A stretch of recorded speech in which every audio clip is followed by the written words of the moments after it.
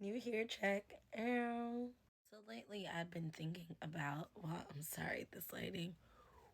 Lately I've been thinking about everything happening in good time, or what I would say in God time. I'd been thinking about the car that I want to get, moving out from my mother's house, finding my own space to call my own, different ideas that God gave me and when I should actually start them. And obviously, when am I gonna get married? I've been thinking about all these things, and if you're a young adult like me, and maybe you're not a young adult, but maybe you're an adult, like an adult. I won't put a number to it. You're like me and you're thinking, God, I have all these things that I want to do. I created a vision board. I've created blueprints. I've created these different plans. I planned and mapped out my life. When are these things going to actually come into being? The other day I found myself just talking to God, and it feeling like a one-way conversation. So it went something like this. Okay, Father, I wrote the plans. I spoke the plans. I'm walking in the faith that these plans would actually happen. But when are they actually going to happen? When is my go? I vividly heard the word wait. Yeah, just wait. That word stuck with me for 1 week, 7 days. Nothing changed. I prayed, but my prayers went from, God, when is it going to happen? Or when are these things going to happen? When am I going to get the go? And it moved to, okay, Father, I thank you in advance because I know that you hear me. At least I know that you're listening. At least you've given me a word. And this is the word that I have to stand on. I have to sit on this word. Wait. What does that look like? For most people, waiting can seem like, okay, fine, I can't do anything. I can't budge. I can't go nowhere. Kind of being at a lull. But what I've been taught lately in the realm of waiting is to wait with purpose. What am I doing at the same time to prepare myself for the things that I prayed for? Am I still believing and activating my faith to the things that I want to see happening? Am I still saving money? Am I still budgeting correctly? Am I still rehearsing what I wrote? Am I still praying fervently in faith for the things that are supposed to come into being? Am I rejoicing in advance before the thing comes into being? Am I preparing my household? Am I putting clothes in the boxes? Like, what am I doing while I wait? On day 8, I got a new word. I remember the night before I got the new word, I was just thanking God, and I was saying, Father, I thank you for your plans, that the plans that you have for me, Jeremiah 29, are good. They're not of evil. And you do things purposefully. You do things with intention. There is no mistake in the words that you give. There is no mistake in how you orchestrate things, how you intentionally, purposefully place things in their correct time, in the correct season. I was just having an encounter with the Lord and fell asleep. And when I woke up the next morning and I was intentional to do my devotions, I went on the Bible app. I use YouVersion. I don't know if anyone else uses YouVersion. Like, raise a hand if you do. Okay. But anyways, I went on YouVersion, and the Bible verse of the day, because they usually give a Bible verse before you go into like your own devotional plan, should you have one. And the Bible verse of the day was taken from Proverbs 16, verse 3. It said, "Commit to the Lord whatever you do, and he will establish your plans." That moment, I knew, okay, God, you're shifting something. And the word that had just came right before that, I woke up and I thanked God for a new day. And I heard, go and lay hold of the desires that which you have in your heart. Go and lay hold of the desires that you have in your heart. And then I opened up the Bible app, and that was the verse that met me in the morning. And I was like, huh? So not only did I actually wait as God instructed me to, now he changed his word. Or he didn't change his word because his word never changes. But his answer to me, his response to what I prayed for was now go. First it was wait, now it's go. So my faith, faith, sorry. So my faith increased, not only because God answered something that was near and dear to my heart, it was a desire of my heart, but because God saw fit to give me a word, and then he confirmed his word. It's not just a word that came because of I wanted to hear it, but God went ahead and he confirmed the word so that I knew, yes, it's time to go. And so I'm encouraging you, I'm still encouraging myself that waiting on God's good time, waiting in good time, waiting in God time is the best thing that we can ever do. I have yet to actually step fully into what I've prayed for, but I know that with God's hand on it, all things is possible. He's able to do exceedingly and abundantly above all we can ever ask or think. Imagine that.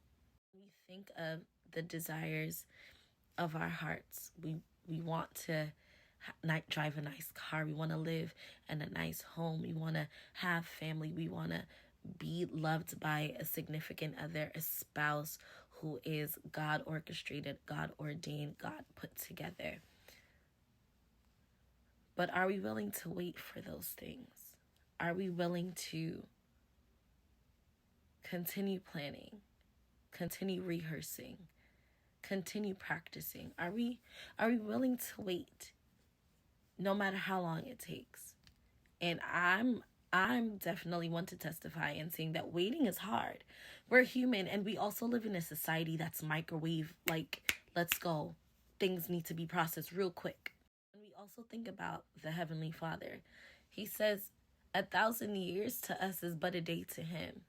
We are literally blips on his radar, but he still fellowships with us. He still orchestrates our lives so meticulously, so carefully. He is, and I love saying this, and I've said this for about 2 years now. God is concerned with the things that concerns us. He doesn't look at our heart's desire and he's like, that's whatever.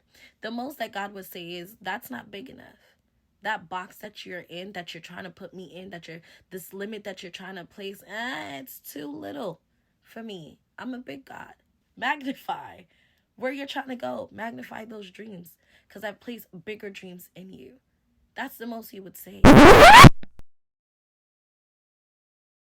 John 15 verse 7 says, like, ask of me. Jesus said it. Ask of me, as you are the branch and I am the vine. Ask of me whatever you will, if you stay in my word.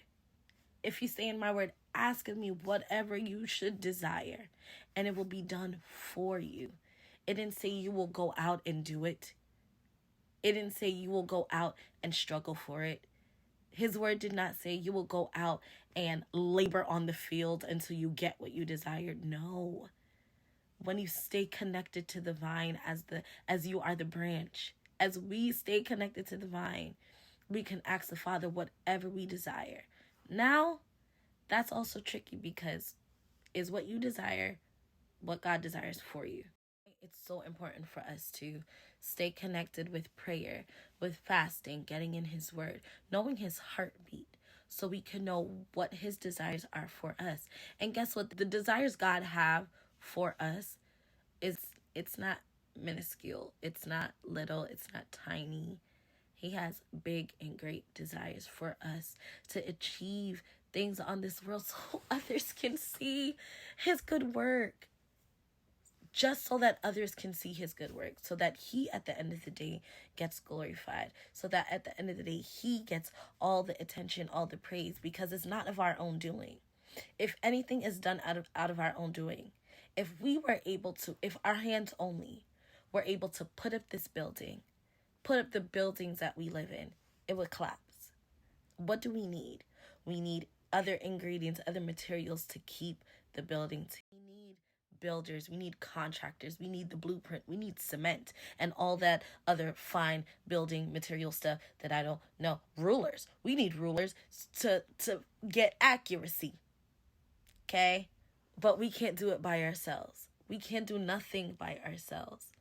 And so being able to hear the voice of God and to know his good timing will allow us to reap the fruits that we're yearning for, to reap the things that we've been praying for, that we've been fasting and searching God for. We'll be able to reap those things because we sought God's heart and because we waited for his good time. Praying that this message finds you even in the most critical point of your life where you feel like you have been waiting for so long. Maybe you feel like you've been waiting for too long. Guess what? God is not done with you yet. God can use you at any age. He can use your testimony at any time for his glory. For you to be the example that others need in having faith and in being patient, for waiting on God's sovereign timing. May you be able to commit your plans, commit whatever you do to God so that he can establish your plans, so that he can establish your feet on this earth, so that he can establish you as a voice on this land, in this generation, for this season, in this time. Because all things works together for the good of those who love God and who have been called according to his purpose. I love you, and I thank God for your life. May the angels of the Lord carry your prayers before God as you lay before him and you give him all your plans, all your desires, and watch him work a miracle in your life just for you and for the generations that will come through you. That's my prayer for you. Amen. Now for the benediction. Be sure to comment. Oh gosh, my hands are on me. Hold on. If you like this video, make sure to like this video and leave your comments. I love hearing feedbacks, and the feedback that I've been getting so far has been, y'all blessing my hearts. Thank you so much. And also make sure to subscribe to this channel. And then if you would like to stay in the know of when a new video drops, which is every Saturday at 1 p.m. Thank you very much. Go ahead and also hit the bell on the subscribe button. I am so thankful of those who have been watching so far. And if you're new to the channel, hey child, my name is Cliff Annie Elizabeth, and thanks for watching. See you next time. Bye.